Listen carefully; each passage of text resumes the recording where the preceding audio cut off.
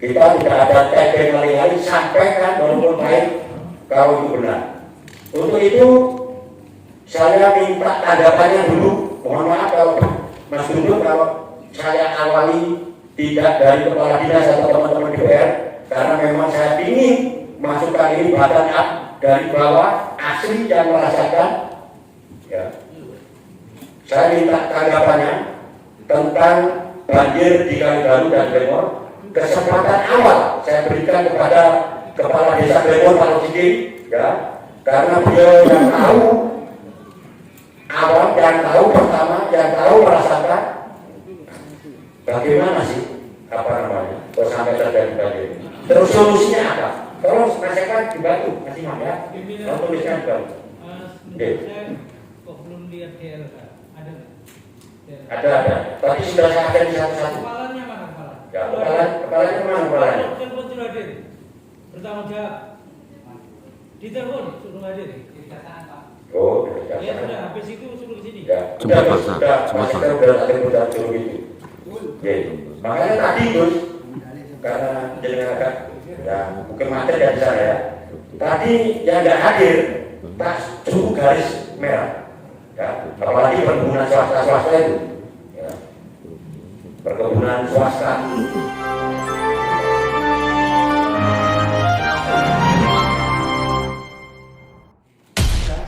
Ya, terima kasih. Assalamualaikum warahmatullahi wabarakatuh. Selamat siang, salam sejahtera bagi semuanya. Yang saya hormati Ketua DPR Kabupaten Bandung dan anggotanya.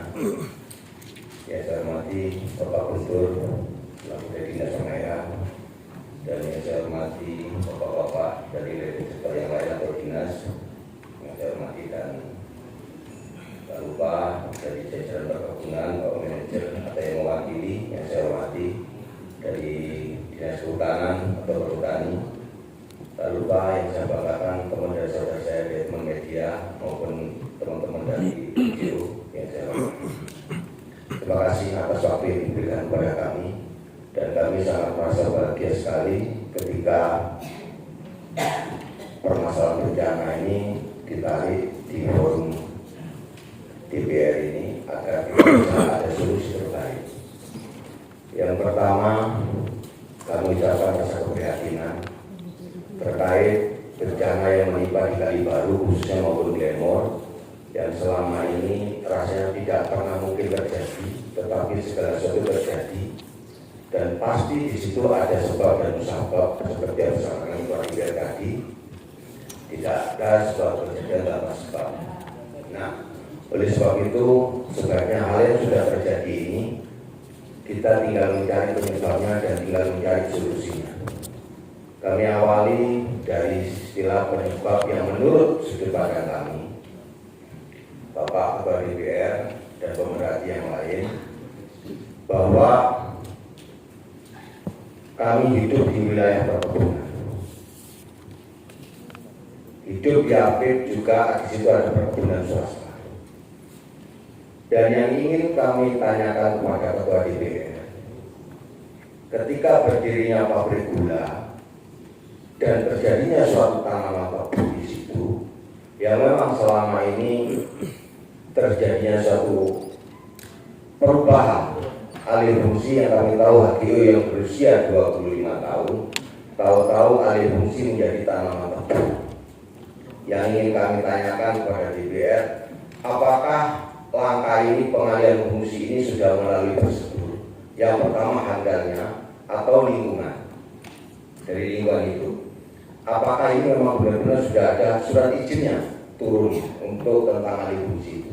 Karena yang kami tahu secepat itu alih fungsi lewat kajian seperti apa, ini yang perlu ditinjau ulang.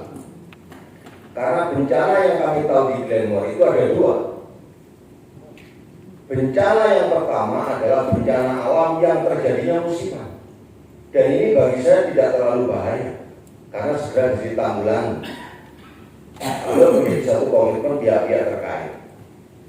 Tetapi ada satu bencana di situ yang berkepanjangan, yang setiap musim itu menjadi bencana.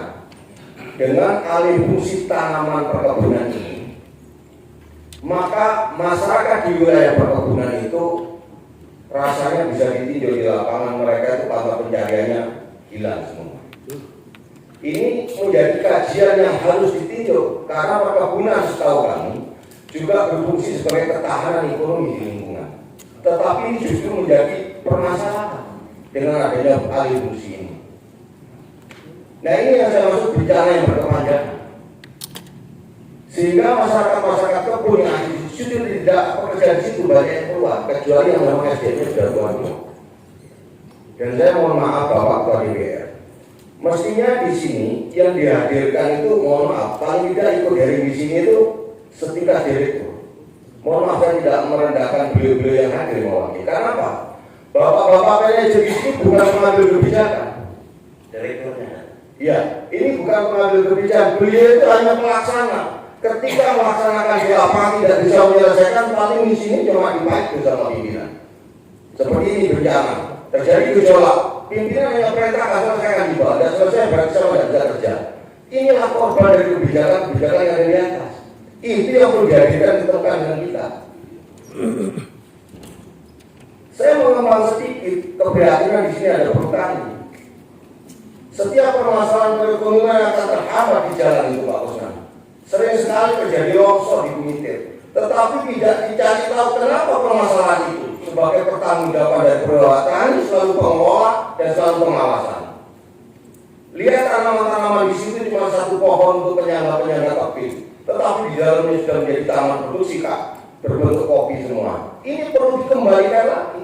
Jadi tidak cukup hanya menangan. Saya pikir ini nyawa di Indonesia cukup murah harganya. Kenapa? Karena kalau sudah membawa korban baru turun permasalahan kanan. Ini kelemahan yang harus saya mohon menjadikan suatu perhatian dari bapak-bapak DPR. Jangan kalau sudah terjadi baru ribut semua. Termasuk kejadian di perkebunan ini. Kalau sudah terjadi, apalagi banjir ini tanah sudah mulai lunak, kena tanaman beku. Maka jangan heran kalau nanti akan terjadi banjir lumpur di masyarakat. Dan untuk kemungkinan.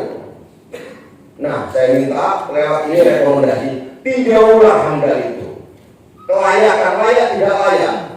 Saya dulu waktu studi kelayakan dengan UNER sebelum didirikan pabrik gula di situ, kami sudah pernah sampaikan. Kami sebagai orang awam dalam teknik semacam ini kepada pihak akademis kami sampaikan. Saya berpikir sejarah, kita pernah dijajah Belanda, dan yang saya tahu peninggalan Belanda rata-rata pabrik gula. Saya pikir kalau di Glenmore ini layak didirikan pabrik gula, saya pikir Belanda sudah bikin lebih awal. Tapi kenapa Belanda tidak memilih? Justru era-era sekarang kok ngotot ini minta pabrik gula. Saya coba Bapak bisa baca media saja. PTBN 12 secara umum saya katakan, mereka merugi tidak untung. Miliaran, hampir 1 triliun kerugian. Dapat lagi secara umum dan lihat Pak.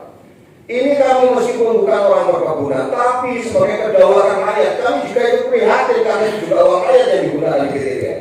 Bukankah begitu Pak? Ini yang tidak pernah dikaji secara mendalam, hanya diawasi oleh namanya SPI.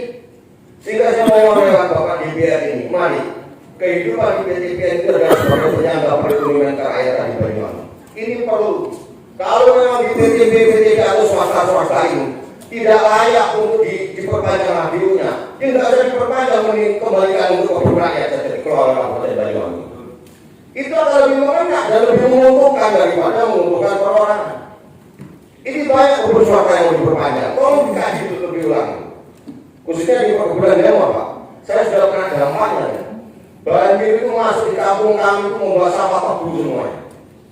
Habis bangunan-bangunan Pak Guntur itu habis di situ. Sampai sekarang belum diganti sama Pak Guntur, hancur semua bangunan tempat saya. Gara-gara ya itu tadi.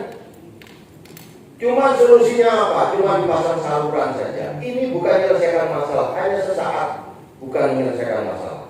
Mohon sekali lagi rekomendasi ini saya minta saya tanyakan apakah ini benar-benar handal ini sudah dilampaui. Kalau memang sudah, mohon dikaji ulang. Apakah yang melakukan dampak lingkungan tadi itu benar-benar orang-orang yang berkompeten? Kalau tidak, zamannya zaman sekarang bisa saja semua bisa dibeli. Untuk itu saya minta konsistennya sekali. Terima kasih. Terima kasih. Baik, terima kasih untuk Bapak Kepala Desa.